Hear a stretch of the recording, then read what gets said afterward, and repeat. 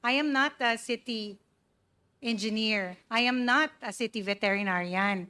But what I do is, if there is an issue on ASF that the local chief executive wants addressed, I coordinate with the city veterinarian who is actually the expert on that program. That is my role, Your Honor. It's purely, how do you say it? Butata ako si Luis. Hindi ako veterinaryo. Hindi ako city engineer. Kung meron silang concern, i-direct ako lang dun sa mga eksperto. Kumusta ho kayo lahat dyan mga kababayan? Welcome back sa PH Update. Muli ho tayong nagbabalik sa panibagong reaction video. Nakipagsagutan ho itong Chief of Staff nitong si Vice President Sara Duterte dito kay Bacolao Este. Dito kay Congressman Luistro. Kayo na talaga oh. Huwag nyo siyang tinatawag na Bacolao. Baka magalit sa atin yan. Lamunin tayo bigla niyan. Pero bago ang lahat ng yan, isang like at isang subscribe. Masaya na ho tayo dyan sa mga gusto sumali sa ating community. Alam nyo na ho gagawin mga kababayan. I-click nyo na ho yung join button sa baba para kayo hong pinakaunang makakita sa ating mga reaction video. Ayun na nga no, bago natin umpisahan ang ating talakayan, gusto ko muna ng pasalamatan ng napakalupit etong si Sir Jojo Hugo ha. Maraming salamat to diyan sa ano na yan, Saudi Riyal ha. 8 Saudi Riyal. Palakpakan ho natin itong si Sir Jojo, maraming salamat, Boss Jojo, maraming salamat. Dalawang magkasunod ho yan, maraming salamat, Sir Jojo. Mabuhay ho kayo, ingat ho kayo dyan sa Saudi Arabia, no? Maraming salamat ho. Ito na ho, wala ho tayo maraming pag-uusapan dito. Pakinggan ho natin ang palitan nitong si Atty Zuleika Lopez. Ito, pakinggan ho natin ang sagutan nilang dalawa nitong si Bacolao. Game. Luistro. As a follow-through, Atty Zuleika, ilan po ba ang key officials ng OVP? I'm referring to key officials only. There are Paborito ho nila 5 to eh, itong si, key itong officials, si Your Luistro Honor. eh. Can you please mention these 5 key officials? The undersecretary, Can you please include the name, oh, yes. assuming this position? yes, number 1, the undersecretary, that is me, Zuleika Lopez. Our assistant secretary, Mr. Lemuel Ortonio. Our director for admin and finance services, that is Director Rosalyn Sanchez. Hulahan ho natin ang plano nitong si Luistro dito. Ipatawag yung mga pangalan. Our director for operations, that is Mr. Norman Baloro. And our director for strategic management office, that is Attorney Sunshine Fajarda, Your Honor. How important is this Thanksgiving anniversary celebration in Caraga? It's not even at the NCR. It does not even represent a regional representation because he made mention only of 3 specific LGUs. Why? Of all key officials. Bakit naman po sa dami ng opisyal ng OVP, ito pang matagal na pong iniimbita ng Good Government Committee? Simple lang. Simple lang yan, Ma'am at Congressman Luistro, no? Kaya hindi sila pinapadalo dyan kasi ang sasama ng mga ugali nyo. Yun lang o. Yun lang o, mabilis na sagot dyan. Ang sasama ng ugali nyo dyan sa House of Representatives. Na si SDO Gina Acosta at si Assistant Chief of Staff Ortonio ang nakaisip na mag-represent ng OVP sa Thanksgiving celebration. Your Honor, I cannot answer that because, for one thing, I was not the one who issued the travel authority. For another, I cannot presume to understand or know of the wisdom of the person who actually signed it. So, therefore, I cannot really directly answer that question. To continue, Respectfully. Attorney, it is not my intention to undermine the significance of those activities in Caraga. But we are thinking individuals here between defending the institution, the office of the OVP, and attending the Thanksgiving celebration in the 3 LGUs in LGU. Hypothetical lang po. Which do you think is more important? Your Honor, every activity we roll out, whether it's in the NCR or in our satellite Mr. Chair, offices. can we please direct our resource speaker to answer the question? This is a hypothetical question, Attorney Lopez. Please If you answer will be responsibly. Ayan, yan. Alam mo ng dahilan, baka tayo dumalo dyan sa mga pagdinig na yan. Dahil dyan sa mga ganyan yung ugali. Luistro, dahil sa mga ganyan yung ugali. Hindi sila makapagpaliwanag na maayos. Binabara nyo sila. Paano maiintindihan ng mga manonood kung bakit hindi nakadalo? Kung ayaw yung pagpaliwanagin. Anak ng toka, oo. to choose, Tuloy. saan ho ba kayo pupunta? Sa hearing ng Good Government Committee, where you will be given the chance to defend the Chance. office pertaining to the issues surrounding it, particularly the Yang si hindi ho niya pamangkin. Sa mga nagtatanong sa mga nagtatanong, hindi ho pamangkin ni Dilima yang si Luistro, okay?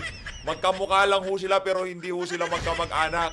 Ugali at itsura magkamukha ho sila. Pero sa dugo, wala ho silang koneksyon.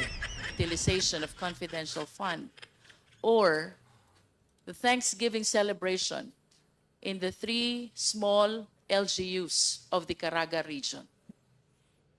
Your Honor, Mr. Chair, the decision to attend the committee hearing of this honorable committee is a personal one. I understand, Mr. Chair, but this is a hypothetical question that is being raised to our resource. Bigyan mo din, Ma'am Zuleika, bigyan mo din siya ng hypothetical answer para tablang laban. Hypothetical. I can only answer for myself, Your Honor, and my decision Yun. was to attend today's hearing.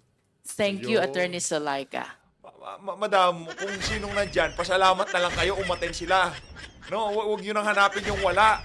Now to proceed, Attorney. Tagasan po ba kayo? Where did you originate?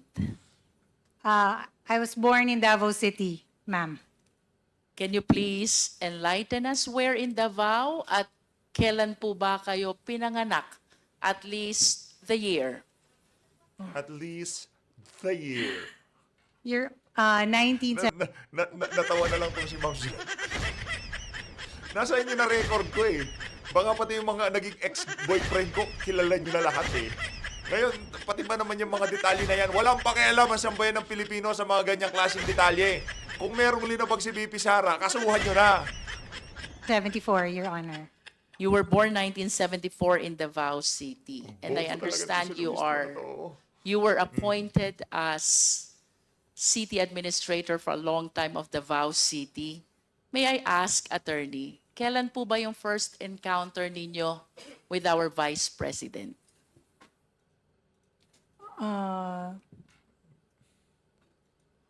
My first encounter with the Vice President was really because of work, Your Honor.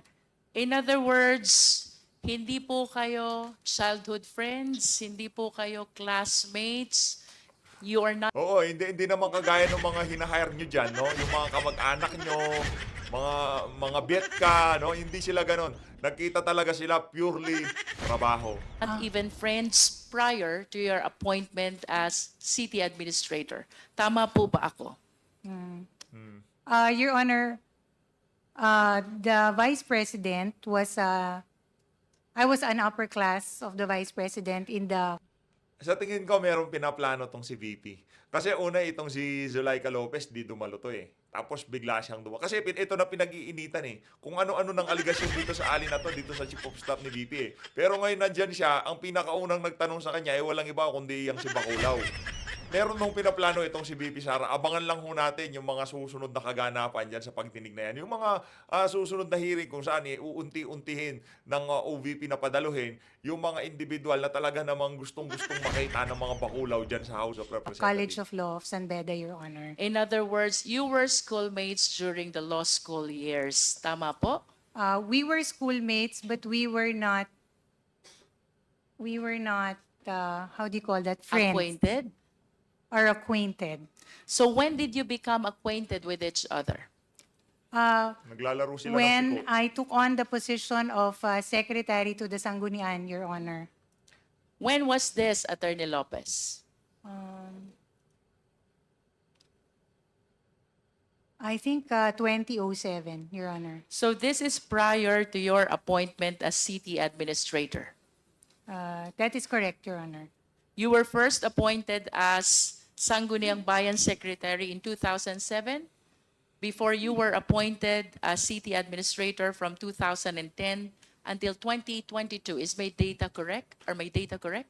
There is a gap, Your Honor, because for a time, the Vice President was not the mayor. Yes. So just for, I think, 6 years, I was city admin for 6 years. Let us go to your position as city administrator, Attorney Lopez. Ano po bang functions ng isang city administrator? Your Honor, the city administrator, in my experience, we actually develop plans and programs on how to effectively and efficiently implement programs and projects that are initiated by the local chief executive. That's one. And then another would be the coordination with all the city department heads. In the case of Davao City being a highly urbanized city, I think we have around almost 40 city department heads, Your Honor. Not to mention, part of my task also is to chair and preside over various committees of the city, such as the Zoning Committee, Tourism Board, Davao City Investment and Promotion Committee, etc., totaling also more than 30 committees. Apart from that, of course, the city administrator is also tasked with the administrative delivery of administrative support services, particularly in times of disaster operations, notable of which is, for example, there's massive flooding, or in the case of COVID in 2019. That is an ample function, Attorney Lopez. And in fact, our time allotted for committee hearing might not be enough for you to be able to share with us the so many functions of a municipal or city administrator. Am I correct? Yes, Your But Honor. I have some specific questions for you. As city administrator, do you recommend to the LCE the appointment of key officials? Your Honor, in my experience, I never proposed a recommendation for key officials. But do you believe that as a city administrator, you have the discretion, the power, the opportunity, the position to recommend people who deserves appointment as key official?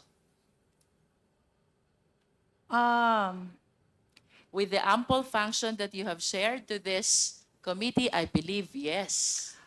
Your Honor, perhaps prepare a short list for consideration, but I cannot really make that recommendation because that exercise belongs to the appointing authority. It's the Yes, local but chief if the executive. appointing authority will be soliciting your position relative to the people who are supposed to be appointed for key positions, would you give your opinion concerning this matter? Your Honor, in my experience as the city administrator of the Vice President, when she was then mayor, she never asked me for any particular person or name that she should consider. How about in the execution of contract in behalf of the LGU? Do you give your legal opinion, especially considering that you are a lawyer? Your Honor, in the city government of Davao, there is only one lawyer, and that is the city legal officer. So all contracts that are executed or performed or entered into are reviewed and given legal opinion by the city legal officer, Your If Honor. there are occasions when the opinion of the legal officer is not in consonance with yours, don't you volunteer your opinion being the city administrator and a lawyer at the same time? Your Honor, I can only confer really with the city legal. But at the end of the day, it is the city legal who will make that final recommendation to the city mayor. In Or the local scheduling the LCE in very important meetings, do you give your opinion as well as to which meeting she should be giving priorities? Your Honor, from the very beginning, that was very clear to us that we do not really involve ourselves in the appointments or the scheduling of our principal. How about in Then- budget preparation, Attorney Lopez? Don't you give your insights about which item, which program needs bigger budget compared to the others? In the preparation of the budget for the city government, Your Honor, what is being done is that the city department heads, all 42 of them, I think, more or less, make a presentation as to their priority programs. Is it not that you are the one at the core, at the center of all these department heads, being the one representing the office of the LCE? No, Your Honor, I sit in only as city administrator. As There a is matter of also fact, as city administrator, you do help reconcile the budget of all the departments of the LGU. Tama po ba? Your Honor, it really depends on the, for one, the presentation of all the projects and programs of all the city department heads. And then we make that presentation to the local chief executive. And then the local chief executive will decide which programs will be prioritized. We do not have, Do you mean to tell us that you do not recommend with respect to the programs which needs to be provided with budget? Your Honor, my role really is that once there is an identification of a particular project, for example, may I be allowed, Your Honor, to give an example, just a short one, a brief one. For example, our collaboration with the National Museum of the Philippines for the establishment and construction of the National Museum of the Philippines in Davao City. All right. So this was an item that was proposed by some the city department heads. So it is one of those projects that we presented to the local chief executive. And once she says that, yes, we will do this project and the timeline is set for this period, that is the time that I, as a city administrator, come in and start talking to key officials from the National Museum of the Philippines, draw the necessary legal documents that will document. You wanted to tell us, Attorney Lopez, that the LCE approves first before you have the hand of... Pero sa tingin ko kahit saan pa umabot tong hearing na to, Madam Attorney Zuleika Lopez, tanggapin nyo na ho na mako-contempt kayo. Yung ginawang strategy dito kay Garma, gagawin nila po sa inyo.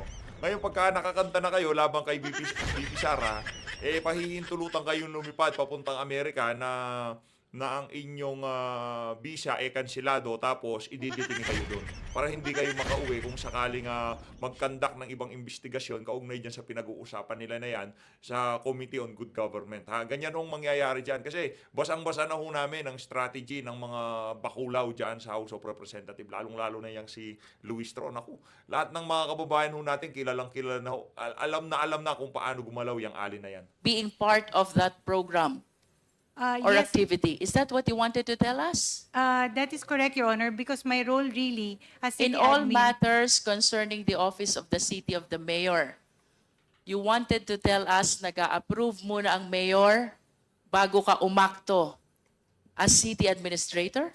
that is correct, Your Honor, especially in projects such Attorney, if I may interrupt, that is quite hard to believe.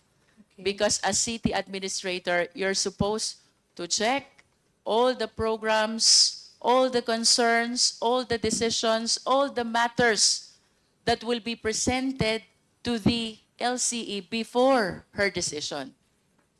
Is that not the real situation of a city administrator? Your Honor, I can only speak from my experience working with the local chief executive. If you are not giving these recommendations to the LCE, then who gives the recommendation?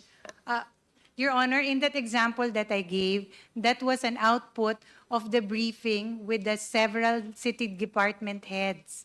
That is one of the programs and projects that was. Pero tong lipstick ni Ma'am Zuleika Lopez, maiba lang ako Gusto ko yung kulay. Napakaganda ng labi nitong si Ma'am Zuleika Lopez. No? Saludo. Listed. These are projects that we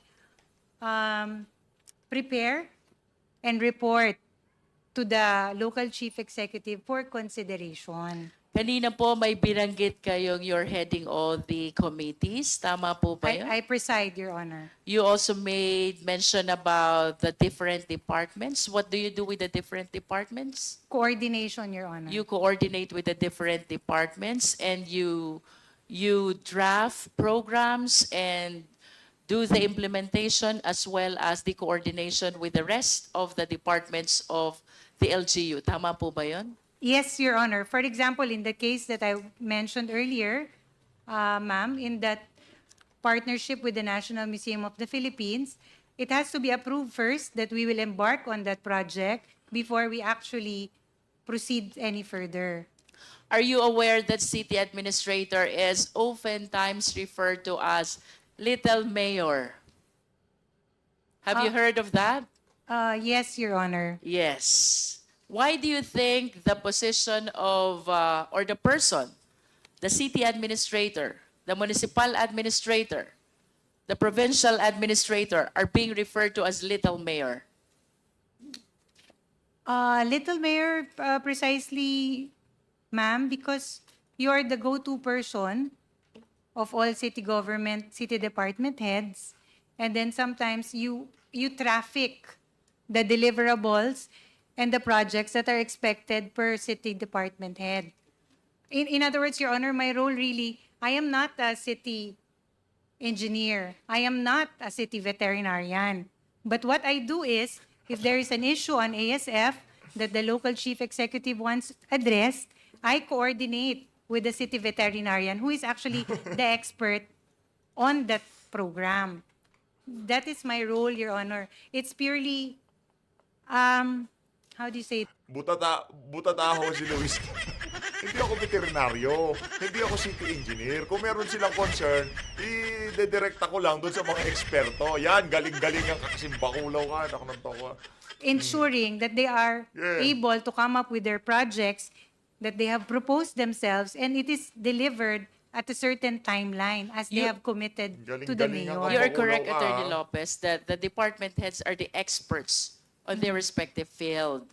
But I wish to believe that before the mayors, the LCEs, take an action on whatever they are being presented, she is being presented, it always solicits for the green signal of the city administrator because you are expected to check the genuineness, the propriety, the veracity of all the concerns, programs, and projects which are being presented by the various department heads. Do you agree with me? Your Honor, I speak from my experience. That is how it was done when I was city administrator for the local chief executive. Do you mean to tell us, Attorney Ouch. Huwag ka kasing galing-galing ang bakulaw ka. Ika nga itong si Atty. Ferdy Topacio. Kung ikaw ay bobo, papakinggan mo yan si Luistro. Ang dating parang napakatalino. Pagka ikaw naman matalino, pinakinggan mo yan si Luistro. Naku, punok ka ng kabubo. Attorney Zuleika, that for the longest time, that is 2010 to 2013, and then 2016 to Problema sa atin 2022. Your Alin-talinuhan opinion eh. and recommendation was never solicited by your LCE. Maybe on matters, Your Honor, such as, for That example, is quite hard to believe, Attorney Zuleika, because otherwise, we will not be able to come up with this little mayor thing, which is being used to refer to the city administrator, if indeed walang kapangyarihan ang mga administrators. As a matter of fact, this representation, a municipal administrator. Your Honor, Mr. Chair, respectfully, I can really just speak from my experience. That is the style that I was accustomed to under the local chief executive. Kanina po may Yung- mga programs kayong nabanggit which you implement. Can you please cite some in brief? Katulad po nung na-mention ko ng collaboration. Just the title, Attorney.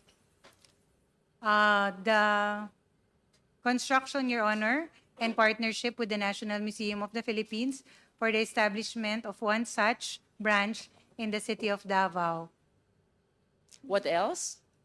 Um, the high priority bus system, Your Honor, that we started during the term of Vice President Inday Sara, but it's still ongoing right now. The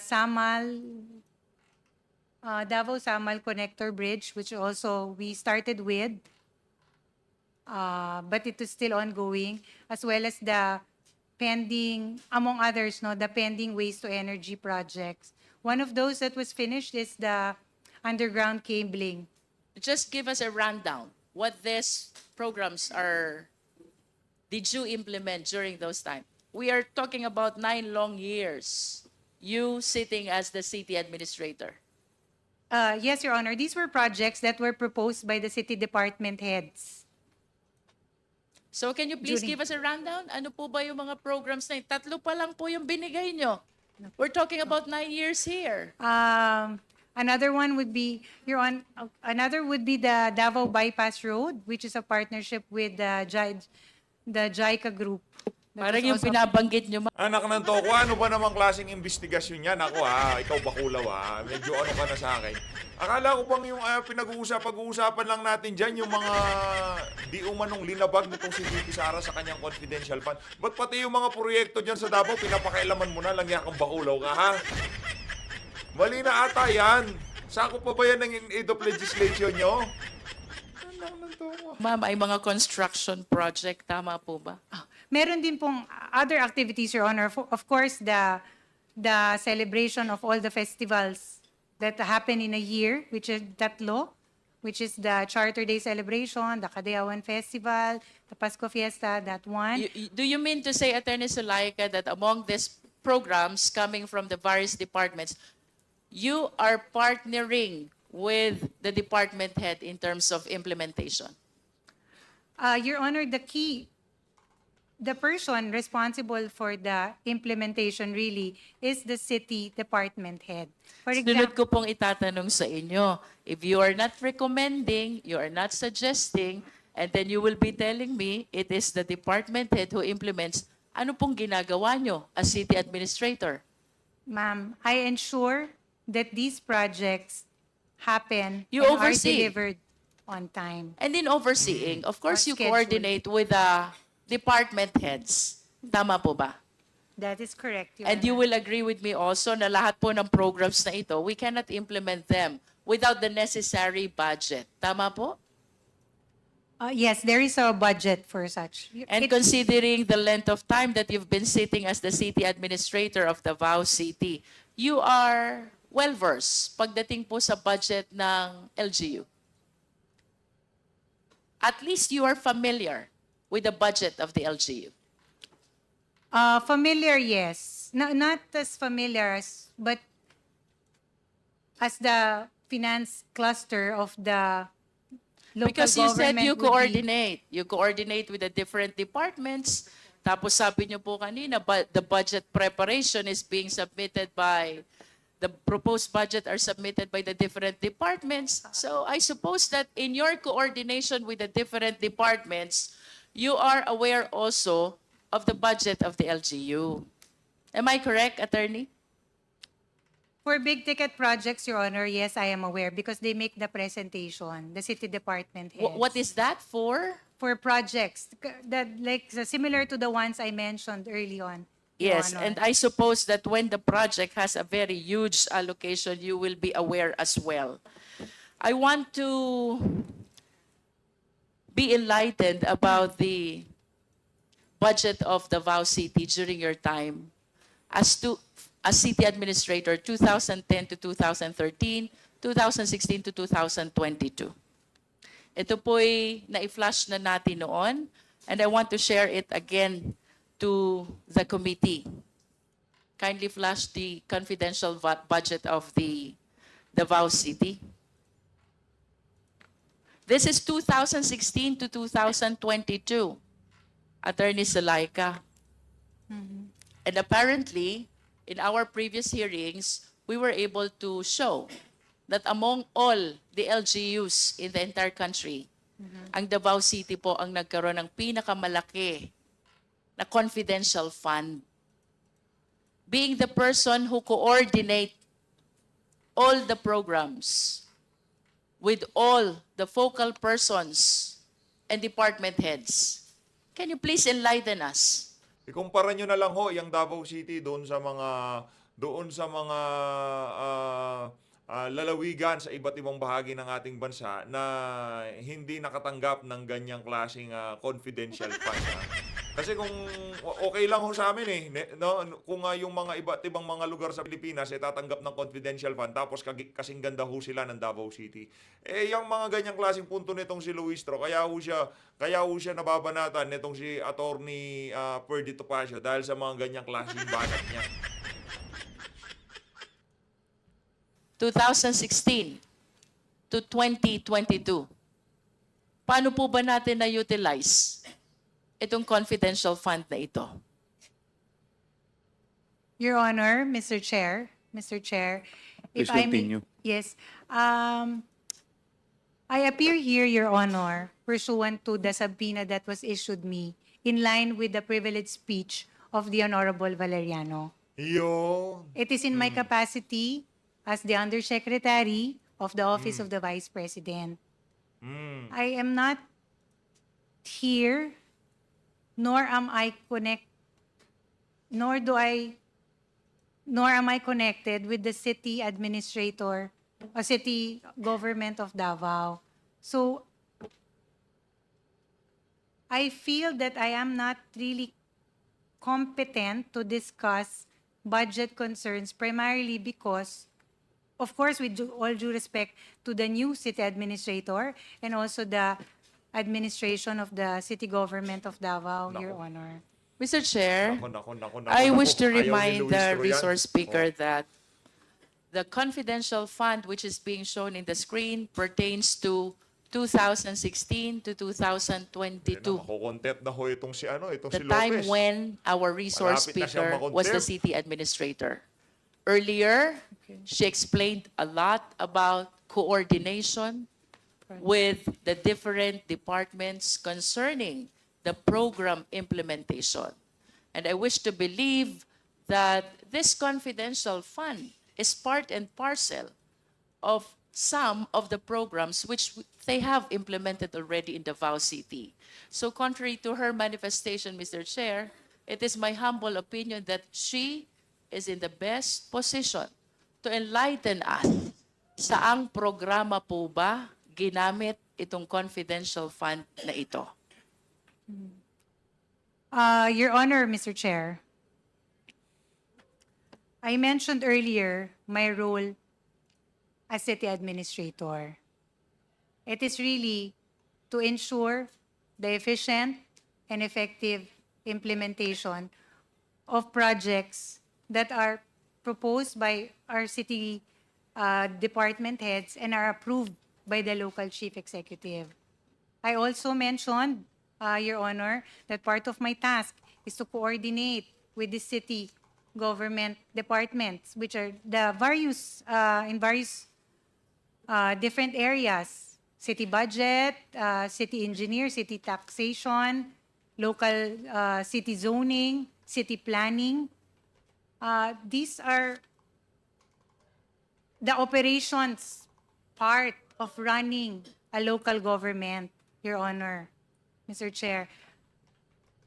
In my experience and in my term as the city administrator, I have no direct knowledge, no personal information as regards the confidential budget of the city government of Davao. Mr. Chair, if It is the not- resource speaker is making a representation that he has no knowledge whatsoever about the program utilization where this confidential fund were spent, then who has knowledge over the utilization to which program of these confidential funds?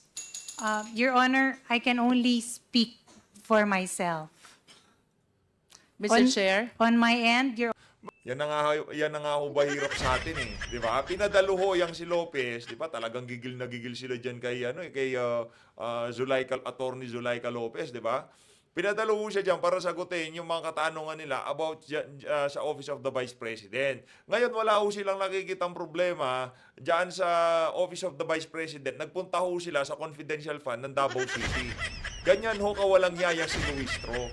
No, ngayon, ang ano lang ho dito, naghahanap lang ho talaga sila ng dahilan para makontempt yang si Lopez. Pag na-contempt na ho yan, matutulog dyan sa House of Representatives, doon ho siya susundutin na susundutin sigurado. Your Honor, respectfully, much as I want to give a definitive answer, I have no personal information as to the utilization, disbursement of the confidential funds.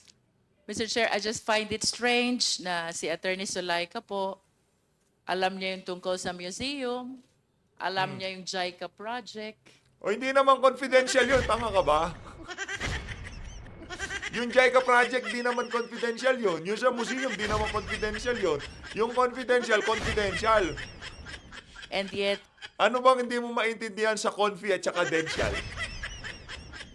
she has no knowledge whatsoever with respect to the huge amount of confidential fund that is from 2016 to 2022. If we can share it again in the screen, ang laking pondo po nito. As a matter of fact, if we will be following the joint circular during that time, this is 30% of the Peace and Order Program of the LGU of Davao. Hindi ko po maintindihan why we've been hearing that Davao City is the most livable place to live, the most peaceful place in the Philippines, and yet mayroon pong ganito kalaking halaga ng confidential fund. So, Naku po, hindi na lang ho ngayon itong mga Duterte ang sinisiraan itong si Luistro. Pati ho yung Davao City. considering, Mr. Chair, Ang bira the talaga, ample function, authority, discretion of an administrator, anyone who is assuming the position of an administrator, I do not understand why Atty. Zuleika could not enlighten us, at least of what she knows, to which program these confidential funds were utilized. If I may read, Mr. Chair, 2016, this is 144 million. 2017, this is 293 million. 2018 is 420 million. 2019, 2020, 2021, and 2022, 460 million. I wish to believe, Mr. Chair, that after the LCE, after the mayor, the next person who is aware about the program implementation, which includes the budget utilization, is the city administrator. As admitted by the resource speaker, she's the Ginawang mayor at city administrator. Lahat ho dapat dadaan sa kanya. Lahat dapat alam. Ito talaga si Bakulo. one coordinating all Ang the bihira. programs. She's the one coordinating with all the departments. How come she has no knowledge at all with these huge amounts of confidential fund which were utilized in Davao City from 2016 to 2022? That is a manifestation, Mr. Chair. Mr. Chair. Hayun na nga mga kababayan, dito na ho natin tatapusin ang ating reaction video. As always, maraming salamat ho sa pagsuporta sa PH Update. Mag-ingat ho kayong lahat. Mahalin natin ang Pilipinas.